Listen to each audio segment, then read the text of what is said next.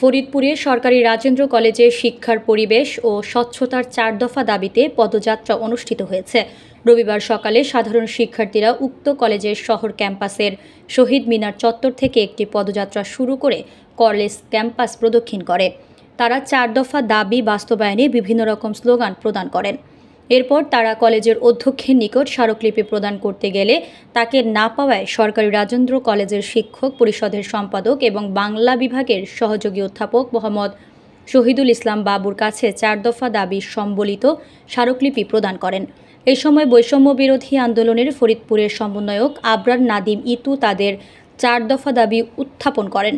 দাবিগুলো হচ্ছে অধ্যক্ষ ও উপাধ্যক্ষর বিরুদ্ধে তাদের নিয়োগ প্রক্রিয়ায় অর্থনৈতিক লেনদেন অভিযোগের সত্য নিরপেক্ষ তদন্ত নিশ্চিত করা, দুর্নীতিবাজ শিক্ষক কর্মচারীদের বিরুদ্ধে যথাযথ শাস্তিমূলক ব্যবস্থা গ্রহণ, অবকাঠামোগত এবং অর্থনৈতিক দুর্নীতি অনিয়মের সুষ্ঠু তদন্ত ও বৈষম্য বিরোধী ছাত্র আন্দোলনে বাধা দানকারী শিক্ষকদের বিরুদ্ধে শাস্তিমূলক ব্যবস্থা গ্রহণ করা।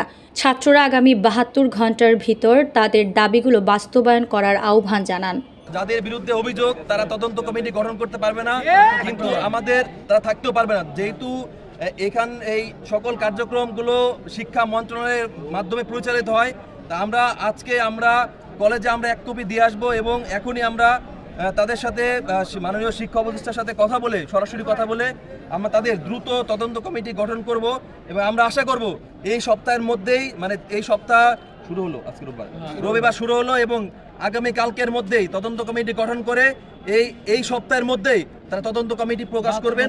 72 ঘন্টা 3 কর্মদিবসের মধ্যে তদন্ত কমিটি প্রকাশ করে এবং দোষের অনুযায়ী তাদের শাস্তি নিশ্চিত করতে হবে।